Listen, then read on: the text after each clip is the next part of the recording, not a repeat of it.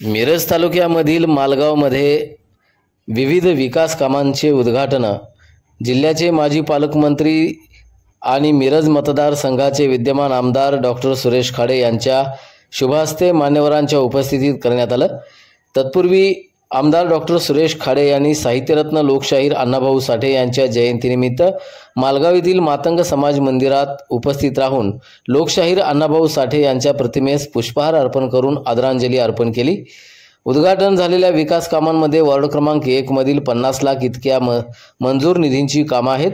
यामध्ये ढोर चर्मकार वसाहत सभागृह बांधणे 20 लाख, मातंग समाज व्यायामशाळा बांधकाम करणं 25 लाख, चर्च हॉल बांधकाम करणं 5 लाख इत्यादी कामांचा समावेश आहे।